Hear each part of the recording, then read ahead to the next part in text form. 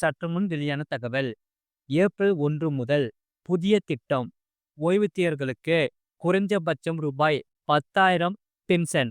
அத சொல்லி தான் பார்க்க போறோம். நீங்க நம்ம சேனல சப்ஸ்கிரைப் பண்ணாம இருந்தீங்கன்னா, மறக்காம லைக் பண்ணிக்கோங்க, சப்ஸ்கிரைப் பண்ணிக்கோங்க. மக்களுக்கு தெரியப்படுத்த ஷேர் பண்ணுங்க. ஏப்ரல் 1, 2025ஆம் ஆண்டு முதல் ஓய்வு பெற்ற மத்திய அரசு ஊழியர்களுக்கு குறைந்தபட்சம் ரூபாய் 10,000 ஓய்வூதியம் வழங்கும் ஒருங்கிணைந்த ஓய்வூதிய திட்டம் செயல்படுத்தப்பட இருக்கிறது. அதாவது அரசு துறையில் பணிபுரிந்த பென்ஷன் வாங்குபவர்களுக்கு மாதம் 10,000 பெறுவதற்கான கணக்கீடுகள் எவ்வாறு செயல்படுகிறது?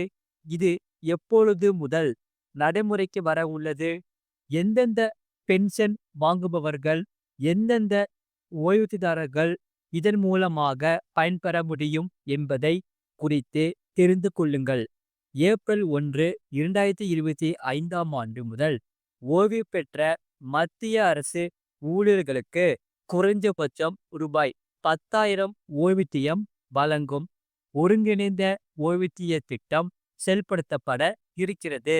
மத்திய அரசு ஊழியர்கள் ஓய்வு பெற்ற பிறகு உறுதியான ஓய்வூதியத்தை பெறும் விதமாக தேசிய ஓய்வூதிய திட்டத்தின் கீழ் மத்திய அரசால் ஒருங்கிணைந்த ஓய்வூதிய திட்டம் அறிமுகப்படுத்தப்பட்டு உள்ளது. தேசிய ஓய்வூதிய திட்டம் என்பது சந்தையுடன் இணைக்கப்பட்ட ஒரு ஓய்வூதிய திட்டமாகும். இதன் மூலம் பெறப்படும் பணம் பங்கு சந்தை மற்றும் கடன் சந்தை செயல்திறனை பொறுத்து மாறுபடும். ஆனால் ஒருங்கிணைந்த ஓய்வூதிய திட்டத்தின் மூலம் ஒவ்வொரு மாதமும் குறைந்தபட்சமாக ரூபாய் 10,000 உறுதியாக ஓய்வூதியத்தை வழங்குவதை இந்த திட்டம் உறுதி செய்கிறது. தேசிய ஓய்வூதிய திட்டத்தின் கீழ் உள்ள ஊழியர்கள் ஒருங்கிணைந்த ஓய்வூதிய திட்டத்தை தேர்வு செய்யலாம். ஆனால் அதற்கு பிறகு மீண்டும் தேசிய ஓய்வூதிய திட்டத்திற்கு மாற முடியாது என்பதை கவனத்தில் கொள்ளுங்கள். ஒருங்கிணைந்த ஓய்வூதிய திட்டத்தின் உறுதி செய்யப்பட்ட பென்ஷன் தொகையை பின்வரும் பே அவுட் சூத்திரத்தை பயன்படுத்தி கணக்கிட முடியும். ஊதியம் 50% கடந்த 12 மாத அடிப்படை ஊதியத்தின் கூட்டுத்தொகை 12. அதாவது ஒருவரின் சேவை காலம் 25 ஆண்டுகள் அல்லது அதற்கு மேல் இருந்தால் மட்டுமே இந்த ஃபார்முலா பொருந்தும். ஒருவேளை ஒருவர் 25 ஆண்டுகளுக்கு குறைவான பணியில் இருந்தால் பேயோட் விகிதத்தில் மாற்றங்கள் இருக்கும். அதே நேரம் ஒரு ஊழியர் 25க்கும் அதிகமான ஆண்டுகளுக்கு பிறகு தானாகவே முன்வந்து ஓய்வு பெற்றால் அவருக்கான ஊதியம் அசல் ஓய்வு தேதியிலிருந்து தொடங்கும். எடுத்துக்காட்டாக முழு உறுதி செய்யப்பட்ட ஊதியம் 25 ஆண்டுகளுக்கு மேல் சேவை ஓய்வு பெறும் நேரத்தில் ஒரு ஊழியருக்கு சராசரி அடிப்படை ஊதியம் 12 லட்சமாக இருக்கும் என வைத்துக் கொள்வோம். குறிப்பிட்ட சூத்திரத்தை பயன்படுத்துவதன் மூலம் சராசரி அடிப்படை ஊதியத்தை ஊதியத் தொகை 12ஆல் வகுக்க வேண்டும். கடந்த 12 மாத சராசரி அடிப்படை ஊதியம் 1 லட்சம் ஆகும். பின்னர் அதை 50% ஆல் பெருக்க வேண்டும். இதன் மூலமாக ஊழியர் 50,000 ஓய்வு ஊதியத்தை பெறுவார்.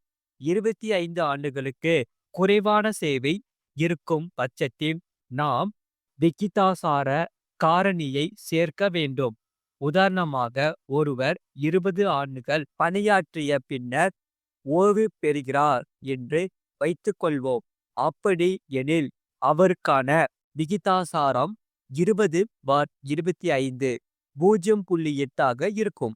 எனவே ஊதியமானது 50% × 1000 × 8 போக 40,000 இருக்கும்.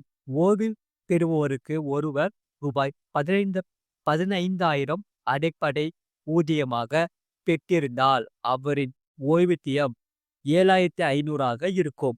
ஆனால் இது குறைந்தபட்ச உறுதி செய்யப்பட்ட தொகையை விட குறைவு என்பதால் அவர்களுக்கு 10,000 ஓய்வூதியம் கிடைக்கும். எப்படி என்றால் இந்த புதிய ஓய்வூதிய திட்டத்தின் ஒருங்கிணைந்த ஓய்வூதிய திட்டத்தின் மூலமாக ரூபாய் 10,000 ஓய்வூதியம் பெறுவதற்கான வாய்ப்புகள் அவர்களுக்கு வழங்கப்படும். அது மட்டும் இல்லாமல் ரேஷனில் சரியான எடையில் பொருட்கள் வழங்க புதிய திட்டம். அதாவது ரேஷன் கடைகளில் அரிசி, கோதுமை, சர்க்கரை உள்ளிட்ட பொருட்கள் எடை குறையாமல் வழங்க புதிய திட்டம் அறிமுகம் செய்யப்படுகிறது. ரேஷன் கடைகளில் வாங்கும் உணவுப் பொருட்கள் எடை குறைவாக வழங்கப்படுகிறது என்ற புகார் பல ஆண்டுகளாக இருந்து வருகிறது. இந்த பிரச்சனைக்கு தீர்வு காணும் வகையில் வழங்கல் துறை சார்பில் புதிய நடவடிக்கை மேற்கொள்ளப்பட்டுள்ளது.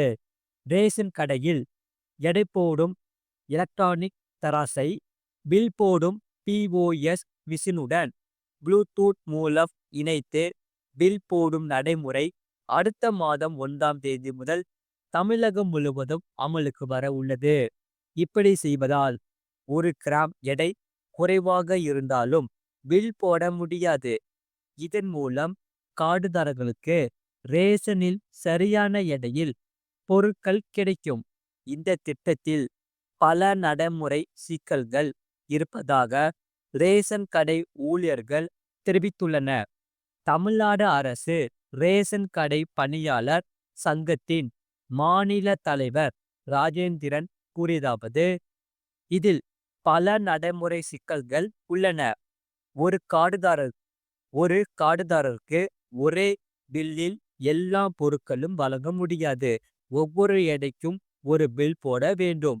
கார்டுதாரர்கள் ஒவ்வொரு பில்லுக்கும் தனித்தனியாக கைரேகை வைக்க வேண்டும். இதனால் கார்டுதாரர்கள் அதிக நேரம் வரிசையில் காத்திருக்க வேண்டும். ஒரு நாளைக்கு 25 கார்டுதாரர்களுக்கு மேல் பொருட்கள் வழங்க முடியாது. இந்த திட்டத்தை அரசு அமல்படுத்தும் போது குடோனில் இருந்து ரேஷன் கடைகளுக்கு சப்ளை செய்யப்படும் அரிசி, கோதுமை உள்ளிட்ட பொருட்களை சரியான எடையுடன் கடைகளுக்கு வழங்க வேண்டும். ரேஷன் கடைகளில் உள்ள தராசி எடை போட்டு வழங்க வேண்டும். அனைத்து பொருட்களும் பொட்டலமாக வழங்கி விட்டால் சேதாரம் ஏற்படாது. இது போன்ற நடைமுறை சிக்கல்களை அதிகாரிகள் சரி செய்வது அவசியம். இது போன்ற செய்திகளை உடனுக்குடன் அறிந்து கொள்ள மறக்காம சேனலை சப்ஸ்கிரைப் செய்யுங்கள். மற்றவர்களுக்கு தெரியப்படுத்த ஷேர் செய்யுங்கள். அதாவது ரைட் சைடில் கீழே பார்த்தீங்கன்னா ஒரு ஒயிட் கலர் பாக்ஸ் இருக்கும். அதான் சப்ஸ்கிரைப் பட்டன். அது நீங்கள் சப்ஸ்கிரைப் பண்ணிக்கோங்க. பக்கத்தில் பெல் பட்டன் கிளிக் பண்ணி வச்சுக்கோங்க. அப்போ தான் நாங்கள் போடுற வீடியோஸ் எல்லாமே உங்களுக்கு டெய்லியும் காமிக்கும். அதே போல் மற்றவர்களுக்கு தெரியப்பட்டும் ஷேர் பண்ணிக்கோங்க. உங்களுக்கு வேறு என்னென்ன செய்திகள் தேவைப்படுதோ அது நீங்கள் கீழே கமெண்ட் செக்ஷனில் கமெண்ட் பண்ணுங்கள். அதை நாங்கள் பார்த்துட்டு கண்டிப்பாக செய்திகள்ஸை போடுறோம். மறக்காமல் நீங்கள் லைக் பண்ணிக்கோங்க, சப்ஸ்கிரைப் பண்ணிக்கோங்க, மற்றவர்களுக்கு தெரியப்படுத்தவும் ஷேர் பண்ணிக்கோங்க.